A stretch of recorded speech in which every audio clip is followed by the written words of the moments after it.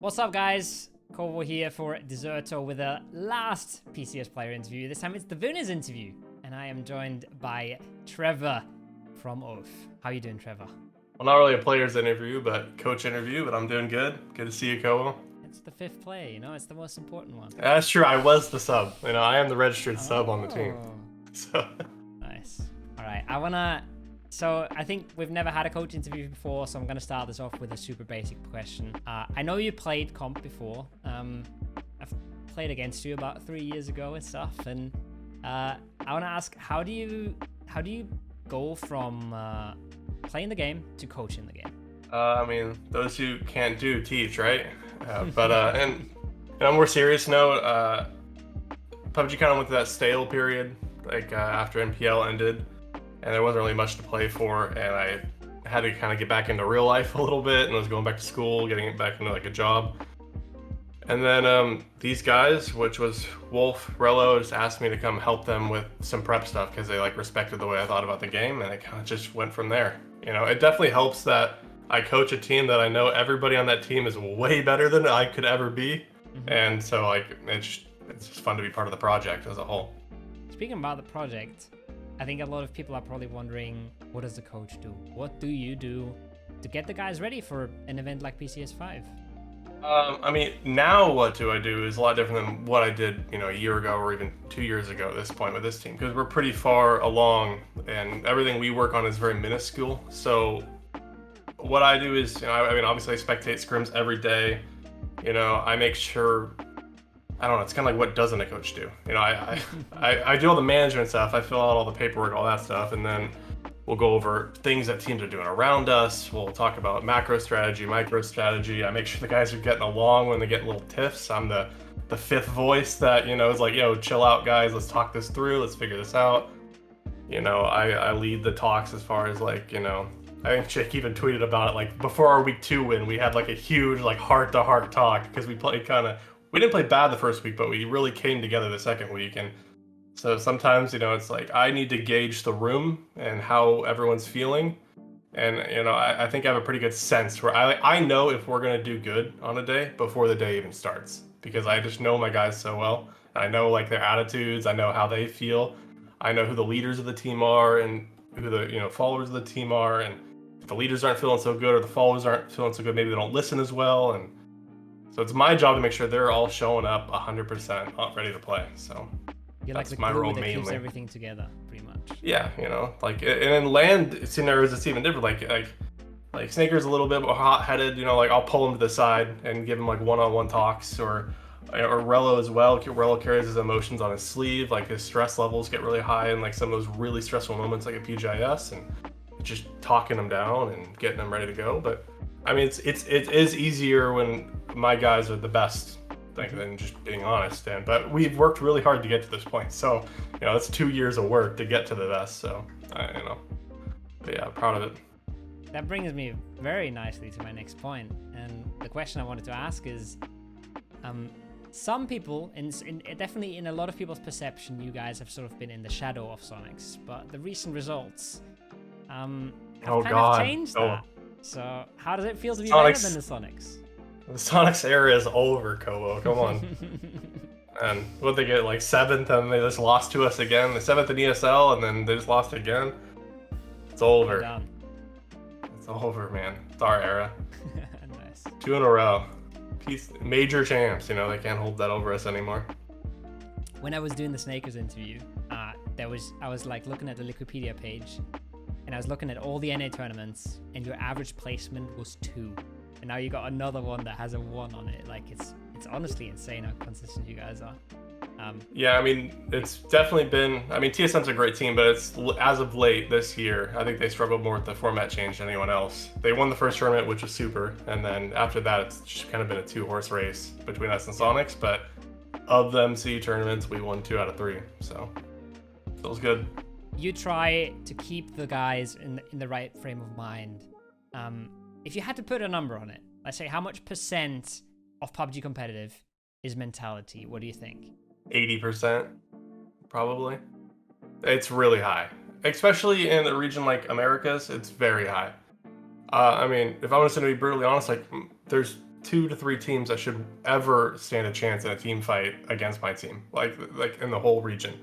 So I mean, it's literally 80% mental at that point. Like if your players are just more skilled than the other team, then the only thing holding them back is themselves. I mean, Kick even literally said that after we won the game, like win the tournament, because he felt like we had a big talk for the last day, and he felt a lot better. He's like, "Holy, this game is all mental," like because that's how it is. And if you're feeling good, like you'll make better on-the-fly decisions. Like your brain works smoother, cleaner, and yeah. So this game is all mental. Yeah, it's all reactive. So I think a lot of people agree with that, and you also say it's all mental.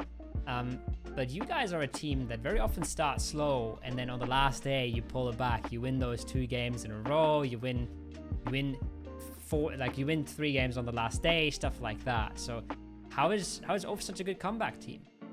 Yeah, I don't really know how to explain this one, to be honest. It's like something I've tried to bring up in talks or anything, but I think in all sports, and esports included in that, there's like an undeniable, like some people just have like a clutch factor. Like they just clutch things out, like it's like Beckham hitting a free kick or something like that. And I think Rello is the most clutch player in PUBG, and he happens to be our caller. Like think whenever it's a 1v1 at the end, mechanically or mentally, I think he's the most clutch player, period, like out of the whole world. And like I said, he's our caller. So in the last day, like he just always puts us in the right spots to win. Like it's like his brain works overtime when he knows the pressure is on.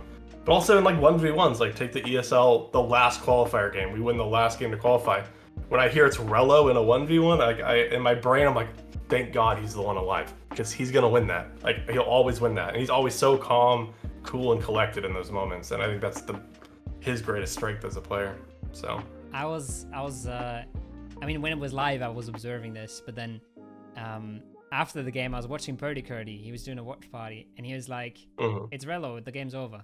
And it's literally the same thing you said. He was like, "He's got a barrel. He's prone next to a smoke. The game's over. It's done." Like he's just every single time. Incredibly clutch player, and super intelligent as well. So sick. It's awesome. Now we've talked a lot about your strengths. Now we've talked a whole lot about the players.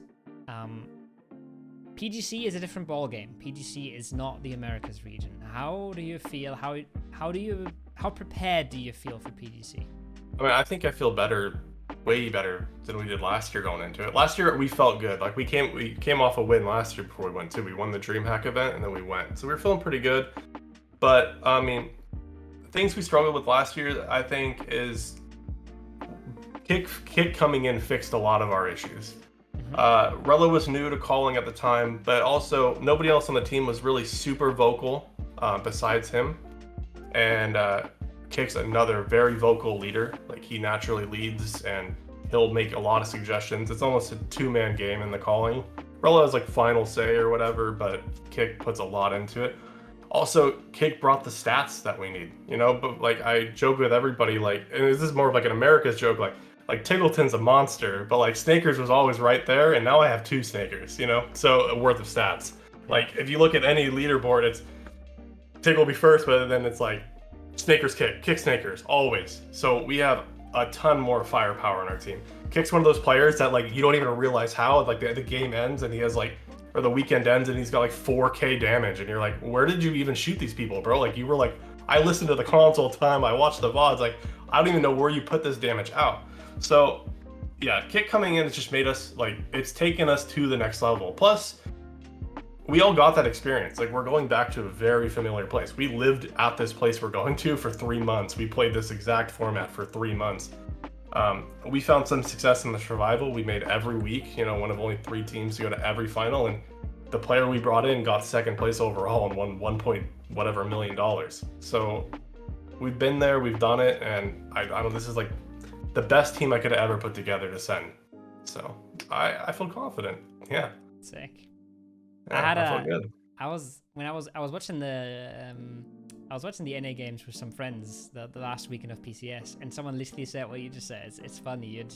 He said, like, doesn't matter how the game goes, at the end Kickstarter has like 3 kills and you have no clue where he got them from. He's just always there to, yeah, like, that's why, like, I'm super excited for the super change because like he's just a point machine when it comes to super. Like the game will end will like have a 5-point game no matter what because Jake and him Stickers and him will have at least 5 kills. So like it's great. I'm excited. I'm excited to see you guys at PGC.